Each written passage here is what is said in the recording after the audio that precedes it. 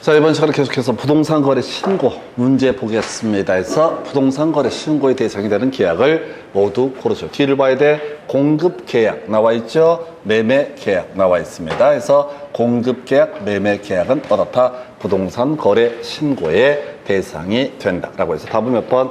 5번 이렇게 구성을 하게 됩니다. 깊이 볼 것도 없어요. 그냥 쉽게 구성을 합니다. 해서 신고 대상, 매매 계약, 공급 계약 앞에 수식어에 현혹되지 마실 것. 자, 그 다음 문제 가서 확인을 해볼까요? 해서 자, 부동산 거래 신고에 관한 법령상 신고의 대상이 되는 계약이 아닌 것은 우리가 외웠던 것은 매매 계약하고 공급 계약은 어떻다? 부동산 거래 신고의 대상이 된다. 그렇다면 몇 번? 2번. 이거 몇 초밖에 안 걸리는 문제예요. 자, 딱 보면 다 정해져 있어요. 이 문제라든가 앞에 문제나 다 똑같은 문제야. 28회 때 나왔었고 30회 때 나왔던 문제. 자, 29회 때인 것 한번 또 쟁점을 삼게 될 텐데요. 자, 문제 가서 보겠습니다. 보게 되면은 자, 29회 때 부동산 거래 신고 등에 관한 법령상 부동산 거래 신고에 관한 설명 중 틀린 것을 고르시오라고 해서 자, 제출해야 된다라는 표현 나와 있죠. 해서 지자체 단독으로 서명 또는 날인해서 제출해야 된다. 공동 제출이란 말이 없어요. 그러니까 옳은 표현이라고 하는 거. 그래서 공동 신고는 시험에 잘 안 내요. 출제 오류니까 예배를 포섭하지 못하기 때문에 2번 기업 공인중개사가 공동으로 토지 매매를 중개해서 거래계약서 작성 교부할 때 공동으로 신고해야 된다. 맞는 거죠? 신고는 공동이고 제출은 단독 제출. 3번 매수인은 신고 거래 신고라고 신고 필증을 받은 때 검인을 받은 것으로 본다 해서 아까 나왔던 주제 검인을 받은 것으로 본다. 증 있으면 어떻다? 검인을 받은 것으로 본다. 이런 것들 뒤를 보면 오히려 눈치를 좀 챕니다. 그 다음에 4번 끄트머리 신고의 대상이 아니다 라고 돼 있죠. 해서 보니까 앞에 매매 계약 나와 있죠. 매매 계약은 뭐가 된다? 부동산 거래 신고의 대상이 된다. 4번을 틀리게 뽑았어. 그래서 28, 29, 30문제, 30번 문제, 30회 문제 다 부동산 거래 신고 대상, 매매 계약, 공급 계약. 조건 기한 있으면 조건 기한도 신고를 해야 된다라고 할 거. 자, 우리 중개사법 공법할 때 계속 제가 힌트 드리는 것 중에 하나가 이 녀석들이 꼭 5번 지문을 가지고 다시 답을 구성하는 경향들이 있다라고 하는 거. 아마 좀 이따 확인하시게 될 겁니다. 그래서 자, 29회 때 문제 핵심 이슈는 부동산 거래 신고 대상, 매매 계약, 공급 계약. 앞에 보시면 안 돼. 법 이름 보시면 겁나 힘들어져요. 단순하게 매매 계약, 공급 계약은 어떻다? 부동산 거래 신고의 대상이 된다. 이렇게 봐야겠고요. 그 다음 문제 가서 확인을 하도록 하겠습니다. 자, 보니까 부동산 거래 신고에 관한 설명 옳은 것은 이렇게 되어 있습니다. 해서 서명 또는 날인해서 거래 대상 부동산 소재지 관할 신고관청에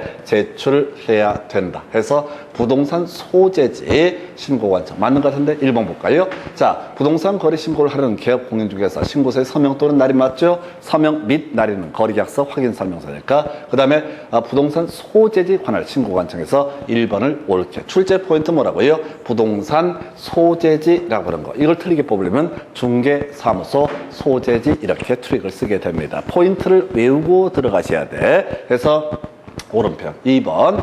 자, 기업 공인중개사가 공동 중개할 때 자, 어느 한 사람만 명의로 해도 된다. 아까 29회에 공동자 신고라고 했던 주제 틀렸고요. 3번 중개 대상물의 범위에 속하는 물건의 매매 계약을 체결할 때 모두 부동산 거래 신고를 해야 된다. 그래서 자, 우리가 매매 계약, 공급 계약은요 부동산 거래 신고의 대상. 근데 중개 대상물이라는 게 이런 게 있었죠. 토지, 건물, 그 밖에 정착물, 등기된 임목, 공장재단, 광업재단이라고 하는 거 이게 중개 대상물. 그래서 등기된 임목, 공장재단, 광업재단 등은 매매계약을 체결하더라도 부동산 거래 신고의 대상이 아니다. 좀 어려웠던 지문이 되겠습니다. 그 다음에 부동산 거래계약 신고서의 방문 제출은 끄트머리 대행할 수 없다. 뭐 대행 문제가 되지 않는 거죠. 대행할 수 있다라고 하는 거. 그 다음에 외국인 등이 대한민국 안에 토지를 취득하는 계약을 체결했을 때 부동산 거래 신고를 한 경우에도 또 취득 신고를 해야 된다 해서 아까 설명드렸었죠. 외국인 등이 부동산 거래 신고할 때 국적하고 매수 용도 등을 표시한다. 그런데 원래 외국인 등의 부동산 등 취득에서는 부동산 등 취득 신고 등을 하도록 하고 있는데 만약에 부동산 거래 신고를 했다면 또 한 번 신고할 필요는 없다라는 취지가 되겠습니다. 그래서 여기서 3번 같은 거 상당히 까다롭게 구성이 되는데 답을 외우자고 그랬어요. 제가 다 분석 다 해놨습니다. 해서 부동산 등 소재지 관할 신고 관청. 앞으로 틀린 걸 고르셔야 할 때는 뭐라고 했어? 중개사무소 소재지 관할 신고 관청에서 틀린 것을 고르시오. 이렇게 구성을 하게 될 겁니다. 미리 답을 외우셔야 돼. 이 하나하나의 지문이 옳고 그르고 이걸 분석하는 게 아니에요. 답이 되는 주제는 다 유형화되어 있습니다. 그걸 제가 분석을 해드리는 거고 여러분 그걸 찾아보셔야 돼. 그 다음에 이슈 삼아야 되는 게 이런 게 있습니다. 자, 바로 부동산 거래 신고 등에 관한 설명 틀린 것을 고르시오라고 해서 자 봅시다. 거래 신고를 해야 된다 해서 보니까 매매 계약을 체결했을 때 다 거래 신고를 해야 된다. 매매 계약 공급 계약은 부동산 거래 신고의 대상이다 라고 해서 1번 맞고요. 2번 공인중개사 법령상 중개 대상으로 해당된다고 해서 모두 부동산 거래 신고의 대상이 되는 것은 아니다. 아까 전부 신고의 대상에 대해서 틀리게 뽑아냈었고요. 답 아니죠. 그래서 지금 얘는 그거잖아. 등기된 임무, 공장재단, 광업재단은 매매계약을 체결해도 부동산 거래 신고 대상이 아니다. 3번, 자, 신고 필증을 즉시 발급을 해야 된다. 어렵지 않습니다. 그 다음에 4번 질문, 거래 신고를 하려는 개업 공인중개사 서명 또는 날인해서 중개사무소 소재지 관할 등록관청에 제출해야 된다. 틀렸다고요? 이게 뭐라고요? 부동산 등 소재지 관할 신고관청. 답이 정해져 있다고 제출하든 신고를 하든 간에 부동산 등 소재지 관할 신고관청에서 이 문제에서는 4번을 틀리게 뽑아냈죠. 5번 질문, 거래 신고를 하려는 대행할 수 있다. 큰 쟁점되지 않습니다. 그래서 26회 때 문제하고요. 아까 문제 중에서 뭐가 있었지? 25회 때 문제 봐봐요. 그냥 업어치고 매치고 그냥 계속 돌리고 있는 거야. 이걸 띄엄띄엄 보고 있으니까 그냥 문제 맨날 똑같이 구성을 해. 그래서 미리 문제 답을 외우고 들어가셔야 돼. 부동산 등 소재지 관할 신고관청이지 중개사무소 소재지가 아니다 해서 25회, 26회 등 이 두 개를 가지고 한번 옳게 한번 틀리게. 그러니까 항상 기출에서 다뤄졌던 쟁점이라도 정확하게 소화를 하고 들어가지. 내용을 다 보는 게 아니야. 나머지는 보다 보면 적당히 이해되는 것들이 암기되는 것들이 있고 이해되는 게 있으니까 적당히 넘어가고 답이 되는 주제를 기억을 하실 것. 그 다음 주제 검토하게 되면 이렇습니다. 부동산 거래 신고 등 옳은 것을 고르시면서 자 지금 개업 공인중개사 거래계약서 작성 교부했을 때 30일 내에 부동산 거래 신고 등을 해야 된다라고 할 것. 자 이렇게 되어 있고요. 소속 공인중개사 중개보존 부동산 거래 신고할 수 없습니다. 개공이 신고를 하는 것이지 소공이 하는 것은 아니다라고 할 것. 3번 지방공사 공동으로 신고한다. 틀렸죠? 공적인 주체, 지자체 등은 어떻다? 단독으로 신고를 하게 되는 지자체, 지방공사 다 공적인 주체 되겠습니다. 해서 그 정도고요. 자, 그 다음에 거래 대상 부동산의 공법상 거래 규제 이용 제한에 관한 사항은 그 신고서의 기재사항이다. 요거 틀리게 뽑아냈지요. 해서 자 거래 규제 이런 것들은 뭐가 됩니까? 확인 설명서의 내용이 되는 거예요. 공법상 이용 규제, 거래 규제라고 하는 것은 확인 설명서의 내용이라고 할 것. 자, 그 다음에 지금 끝머리에 봐야 돼. 조건을 당사자가 약정했을 때 신고사항이다 라고 이렇게 뽑아내게 되죠. 겁나 어려워서 앞에 보지마. 조건도 어떻다? 신고사항이다 라고 이렇게 되어 있죠. 그래서 이 문제 상당히 까다롭게 나왔던 주제 답이 5번으로 구성을 하게 됩니다. 쟁점 다시 한번 체크를 해드리도록 하겠습니다. 자, 숫자 30일인데 별로 중요치 않아요. 이런 것들은 숫자 같은 것들은 다 사이드로 흘러가는 지문이야. 유치찬란하게 60일 이런 걸 갖고 30일 가지고 답을 뽑지는 않아. 두 번째 이슈. 자, 개공만 부동산 거래 신고의 주체가 되게 될 것이다.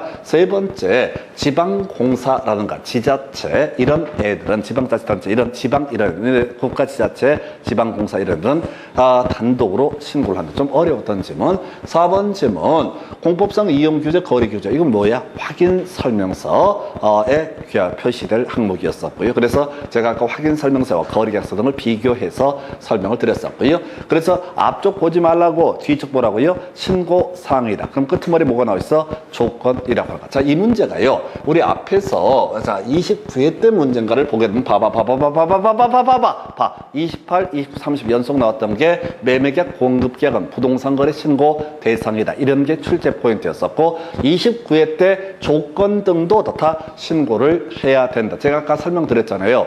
이놈의 시키들이 5번에 뭐 하나 깔게 되면 꼭 그걸 꼬리에 꼬리를 물고 내는 그런 경향이 있어. 이게 29회 때 문제. 그리고 지금 방금 와서 봤던 문제가 30회 때 문제가 되게 되는 거야. 조건도 어떻다? 신고사항이다 라고 이렇게 구성을 하게 됩니다. 그래서 우리가 지문들, 자 이런 것들도 앞에 매매대상 토지중 공장 부지로 편입되지 아니할 부분의 토지를 매도인의 원가로 반환한다는 이런 자 조건 또는 약정, 이런 것을 조건을 약정을 했을 때 신고사항에 해당이 된다. 이렇게 구성을 했다. 그러나 앞에 얘기를 보면 멘붕 와버려. 아, 이 새끼들이 왜 또 반환을 하고 지랄이야, 복잡스럽게. 자, 그렇게 가면 안 되고 뒤쪽을 보게 되면 쉽게 풀어간다. 그리고 이런 문제를 통해서 이 문제 출제하는 경향을 보게 되면 옛날 문제 중에서 5번 지문 꼬리에 꼬리를 물고 자꾸 내는 그런 경향들이 있다. 그래서 나중에 조금 더 공부가 된 상태에서도 5번 지문만은 특히 지금 이제 31회니까 30회 때 5번 지문, 그다음에 29회 때 5번 지문 이런 건 꼭 한 번 답이 아니더라도 조금 주의해서 공부해 가는 것이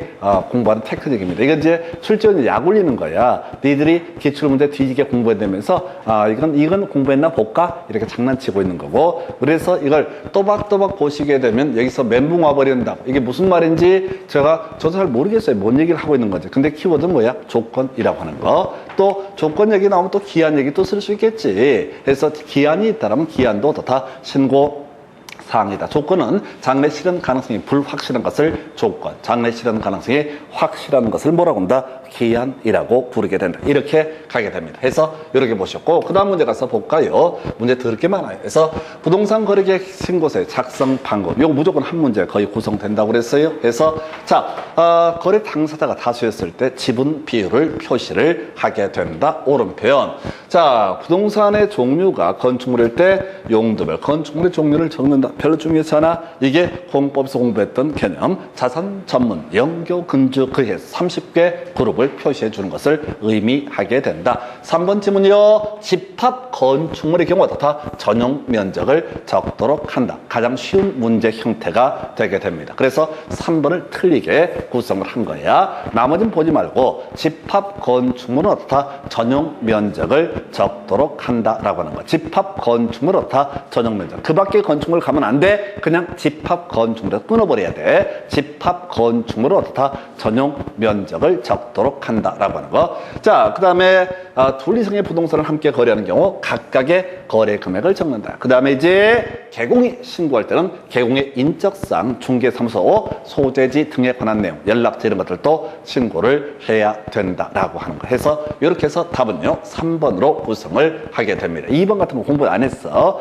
모르는 거 전혀 중요한 거 아니야. 그냥 중요한 거는 우리는 다 답을 외우고 있으니까 답 위주로 정리를 해 주실 거. 그 다음에 이제 부동산 거래계약 신고서의 작성 등 옳은 것을 고르시오 해서 부가가치세를 포함한 금액 나와 있죠. 총부 나와 있죠. 자, 총부, 총 실제 거래 가격 나와 있죠. 그러면 그 유명한 권축 실부 총부에서 권리 가격 플러스 권리 가격 플러스 추가 부담금이라고 하는 거. 그 다음에 뭐가 있었지? 실제 거래 가격 마이너스 추가 부담금, 실부담금이라고 하는 거. 그 다음에 총 실제 거래 가격 운하게 되면 어떻다? 부가가치세 포함이라고 하는 거. 권축 실부 총부 의미 새기지 마. 부동산 거래 신고할 거 아니야. 우리는 일단 증을 따야 돼. 그건 다 부질없는 얘기고 그냥 기계적으로 권초, 실부, 총부 알면서도 당한다니까요. 의미 새기느라고 그냥 권초, 실부, 총부 오죽했으면 제가 대가리를 따겠어요. 그냥 하면 답 안 나와. 그래서 지금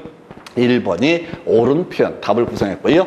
자, 그 다음에 집합 건축물의 경우 어떻다? 전용 면적을 적는다 해서 2번 틀렸죠. 3번 지문 뭘 얘기 나와 있어? 실제 거래가격 6억 초과할 때 자금 조달계 신고사항에 해당한다. 몰라 전혀 모를 얘기야. 그 다음에 이제 분양 금액을 관추는 뭐가 돼? 분양권이 아니라 뭐가 된다? 입주권이라고 하는 거. 입주권에서 나왔던 게 관추와 실부가 있었죠. 그래서 분양권이라고 했으니까 틀리게 구성을 한 것이다.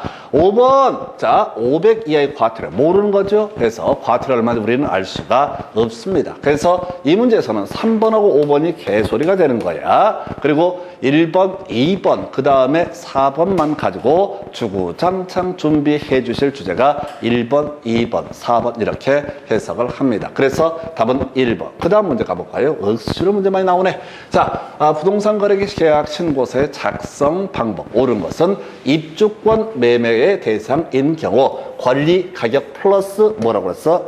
자, 권리 가격 플러스 다시 권리 가격 플러스 권리 가격 플러스 추가 부담금 실제 거래 가격 마이너스 부담금 총 실제 거래 가격 플러스 부가 가치세라고 하는 거. 그래서 1번 기억번은 틀렸죠?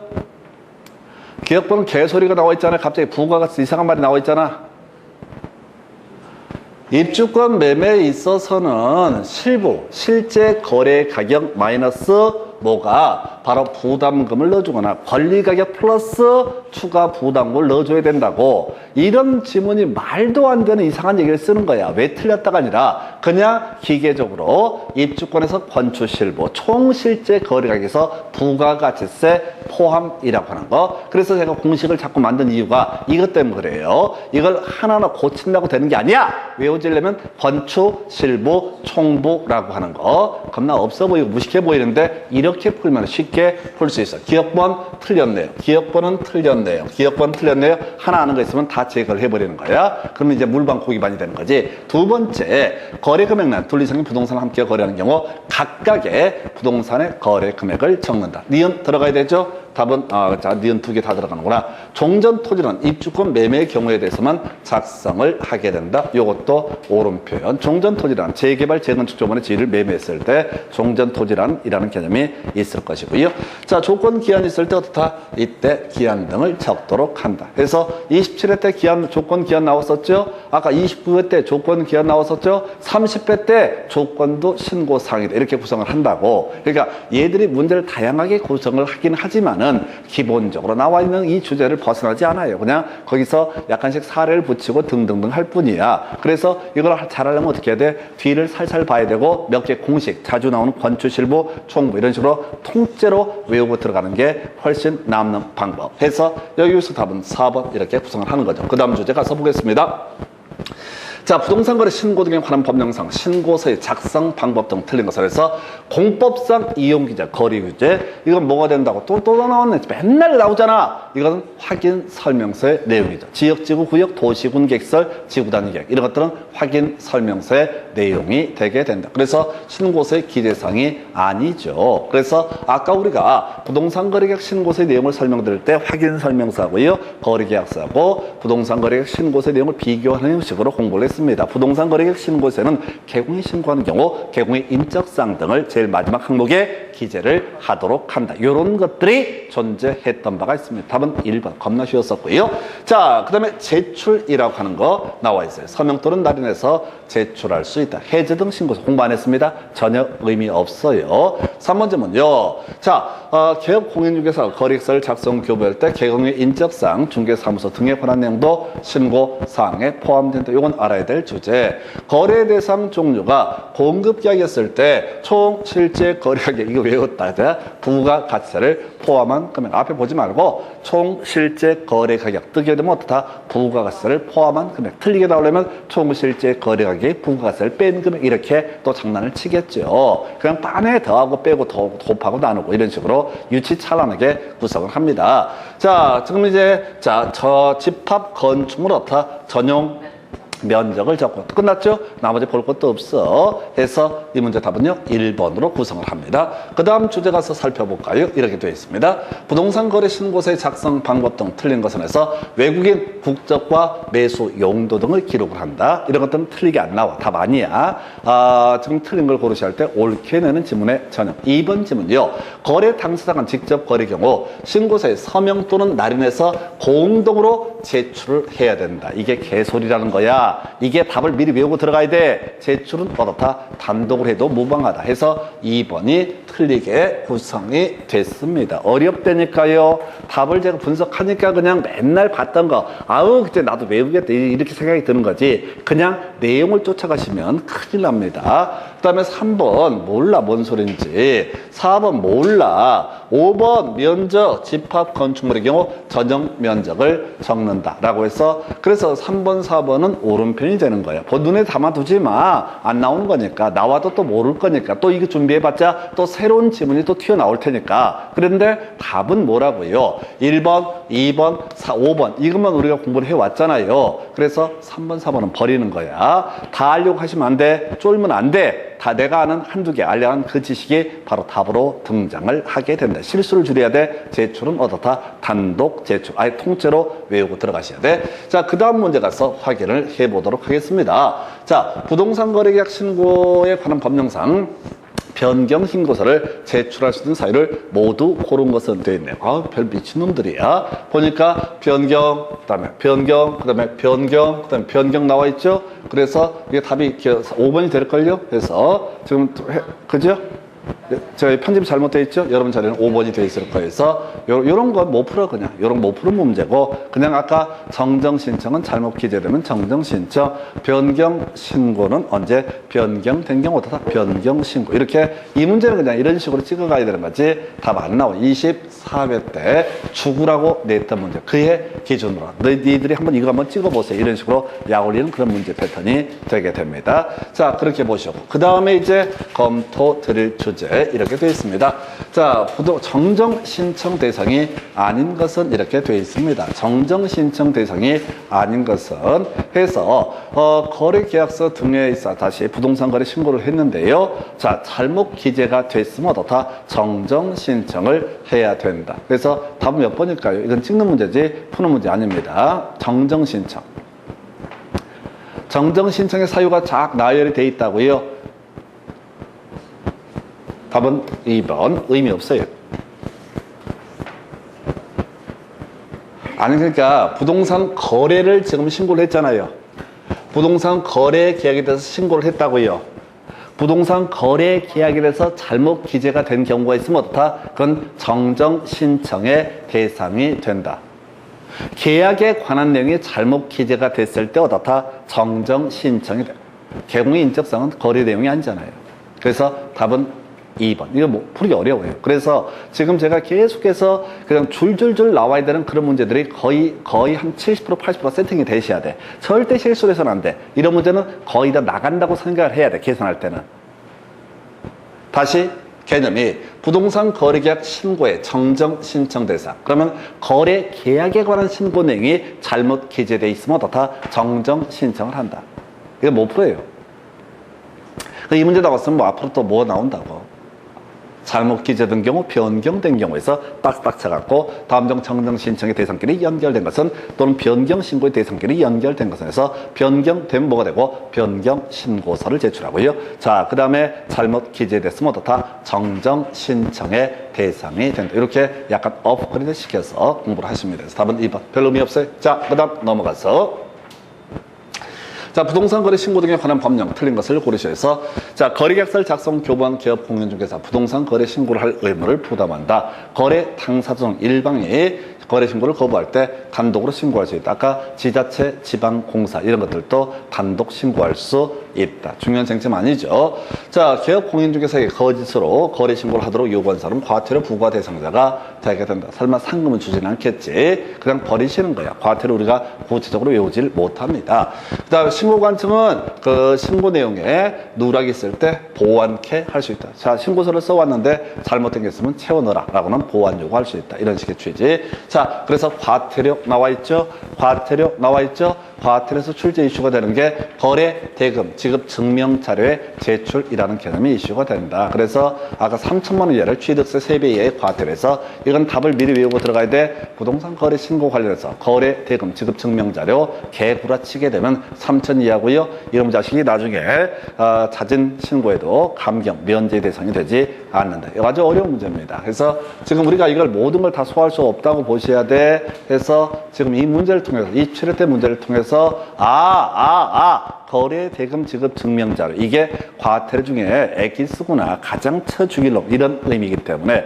그래서 이 문제 답은 5번으로 뽑습니다. 그 다음 문제를 가서 보게 되면 또 자 비슷한 문제가 나와요. 부동산 거래 신고 등에 관한 법령상 부동산 거래 신고에 관한 설명 틀린 것을 고르시해서 자 보니까 사인 간의 거래를 중개하는 기업 공인중개사가 거래계약서 작성 교부했을 때 공인중개사가 거래 신고를 해야 된다 해서 옳은 표현 되겠습니다. 큰 쟁점 안 돼요. 자, 중개사 없이 거래했을 때는 다 각각 자 거래 당사자 공동으로 신고를 해야 된다. 2번.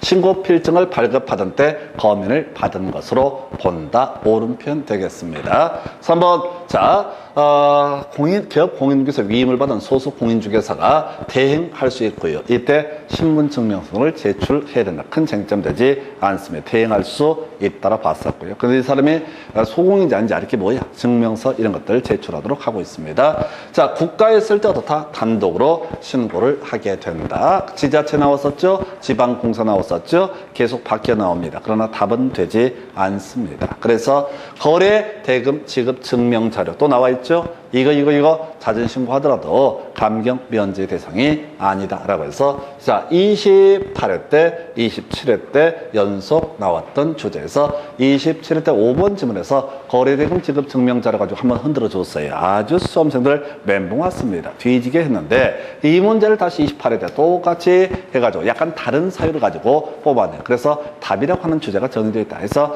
부동산 거래 신고 등에 관한 법률에서 과태료라고 하는 것 지금까지 27회 28회 문제에서 핵심 이슈는 가장 과태료 센 것이 거래 대금 지급 증명 자료 관련한 조작 등이 있다. 그랬을 때 3천 이하였었고 설령 나중에 자진 신고에도 감경 면제 대상이 되지 않는다. 이렇게 해석을 합니다. 그래서 이 정도가 되겠고요. 그 다음에 이제 그럼 검토하게 될 주제. 자, 지금 24회 때 문제 다시 봐야 되나요? 그래서 24회 때 문제 확인해 보도록 합니다. 자, 기업 공인중개사 갑이 자 바로 을과 병의 매매를 중개하는 경우 옳은 것을 고르시면서 계약서를 작성한 갑이 자신의 이름으로 계약서에 검인을 신청할 수 없다라고 해서 이게요. 자 부동산 거래 신고 등에 관한 법률이고요. 알 수 없습니다. 아주 어려웠던 지문이야. 할 수 있어요. 개공도 다른 사람 직접 검인을 굳이 받지 않더라도 다른 사람도 가능하다. 왜? 자 개공도 거래계약상 갖고 있거든요. 그 다음에 2번 지문요. 엑스토제 소유권을 이전받은 병이 매수대금 지급을 위해서 엑스토제 저당권을 하는 경우 저당권 설정 계약서 검인 대상이 된다 해서 틀렸고요. 매매계약에 대해서만 어떻다? 검인, 소유권 이전 등기 할 때만 검인의 대상이 된다라고 할 것. 3번 병이 엑스토제에 대해서 매매를 원인으로 소유권 이전 청권 보존을 위한 가등기에서 본등기를 하는 경우 매매 계약서는 어떻다? 검인의 대상이 되게 된다라고 할 것. 갑이 부동산 거래 신고 필증을 교부받아도 검인을 받지 않는 이상 소유권 이전 등기 신청할 수 없다. 신고 필증 있으면 어떻다? 검인을 받은 것으로 보기 때문에 검인 없이도 어떻다? 소유권 이전 등기 신청할 수 있다. 자, 병으로부터 검인 신청을 받은 엑스토지 소재지 관할 청이 검인을 할 때 계약서 내용의 진정성을 확인한다. 모르는 거지. 얼마의 거래가 되는지 알 수가 없죠. 그래서 이 문제 포인트는 자 매매 계약서는 어떻다? 검인의 대상이 된다. 근데 의미 없어요. 자 이게 언제 나왔어? 24회 때 나왔던 문제. 그리고 이건 부동산 거래 신고 등에 관한 법률이 아니라 하다 내용을 보니까 바로 부동산 등기 특별조치법 개별법을 가지고 출제를 했던 그런 사례입니다. 이건 우리가 손댈 수 없는 문제. 단순하게 정리합시다. 자 지금 이제 검인 있어 바로 신고 필증이 있으면 어떻다? 검인을 받은 것으로 본다. 그러니까 지금에 와서 이런 문제를 내지 않아요. 그래서 이 문제를 풀어봐봤자 의미도 없어. 하지 말라니까 절대 하지 말라고. 24회 때 나오고 25, 26, 27, 28, 29, 30 6년 7년 동안 한 번도 유사한 문제가 구성이 안 돼. 이걸 냈던 했던 시절은 뭐냐면은 시험 범주가 좁았을 때야, 시험 넓게 적었을 때, 그 당시에는 부동산 거래 신고에 관한 법률이라는 건 따로 존재하지 않았던 시대들이에요. 그래서 법조문이 작으니까 이런 이상한 문제를 구성했다. 의미 없는 문제, 이렇게 해석을 하게 됩니다. 그 다음에 이제 24회 때 나왔던 문제 제가 다 외워갖고 다녔어요. 5번 이렇게 해서 왜 5번이냐 몰라. 이게 A4 용지 6페이지를 분석하면 이게 나와. 이런 문제가 뭐냐면 주구라는 문제. 그냥 아무도 표를 줘도 찾아볼 수도 없게 복잡한 문제, 아무런 의미가 없는 문제에서 자, 이런 문제 요즘에 안 낸다고요. 요즘에는 시험 범주가 늘어나서 굳이 이렇게 개쓰레기 같은 문제를 만들지 않더라도 전혀 문제가 되지 않습니다. 해서 이렇게 해서 살펴드렸고, 그 다음에 이제 부동산 거래 신고 등에 관한 법령상, 신고 포상금에 관한 설명, 옳은 것은 30회 때 나왔던 문제, 30회 문제 중에서 손대기 어려웠던 문제가 바로 이 문제에서 우리가 적어 있었잖아요. 자, 요거 이제 한번 찍는 연습을 한번 해봐야 될 텐데, 지금 이제 개개점증이라고 해서 공인중개사법에서 개설 등록하지 않고 중개업을 하거나 거짓 그 밖에 부정한 방법으로 중개사무소 개설 등록을 했을 때 등록증, 자격증, 양도, 대여 등 하면 다 포상금이라는 것이 있게 됩니다. 그래서 이 문제는 그냥 별 의미도 없어요. 법조문 자체도 시험 문제 내기가 썩 좋지 않았던 문제입니다. 그래서 이 문제는 답이 지금 뭐가 있었더라? 5번이었었나? 자, 볼까요? 1번, 포상금에 들은 비용 국고로 충당한다. 저도 기억 못해요. 위 해당 위반 행위 관련자가 신고를 했을 때 이 사람한테는 포상금 지급하지 않습니다. 3번, 국고로 환수한다. 이런 거 없고요. 그 다음에 이제 부동산 등 거래가격 신고하지 아니한 자를 수사기관이 적발하기 전에 고발한 경우 1,500 아니에요. 1,500이면 이제 요걸 지급으로 삼겠지. 그래서 자, 신고관청 허가관청으로부터 포상금 지급 결정을 통보받은 신고인, 자, 지급 신청서를 작성해서 제출해야 된다. 답을 요걸로 구성을 했는데 요것도 아무런 의미가 없는 질문. 그래서 여기 문제 구성이 진짜 어려웠던 파트고요. 억지로 막 이렇게 소설을 써가지고 구성을 했던 거. 지금 뒤쪽 가니까 몇 개 쓰레기 같은 문제들이 나옵니다. 7년 동안 자, 매년 한 문제꼴 이상한 문제 구성되니까 그냥 마음 편하게 대충 찍는다라는 마음으로 가셔야 돼요. 그래서 여기까지가 부동산 거래 신고에 관한 주제 확인해 드렸고요. 다시 전체 그림을 보시게 되면 이런 식이야. 자, 부동산 거래 신고 등에 관한 법률은 부동산 거래 신고에 관한 주제를 하나의 주제로 구성을 하고요. 그 다음에 이제 두 번째가 토지 거래 허가제라고 하는 것이 하나의 축이 되고, 나중에 외국인 등의 부동산 등 취득 관련해서 또 하나의 쟁점. 그래서 토지 거래 허가제 양 더럽게 많은데 약 한 문제 내외. 자, 그 다음에 외국인 등의 부동산 등 취득은 역시 한 문제 내외. 이건 다음 시간에 이어서 설명을 드리겠습니다. 그래서 자, 이렇게 해서 여기 부동산 거래 신고가 문제 보시다시피 장난 아니게 많이 구성되니까 요거는 정확하게 체크해 주시고 1년에 약 3문제 내외가 구성됩니다. 그래서 자, 오늘 여기까지 하겠습니다. 수고하셨습니다.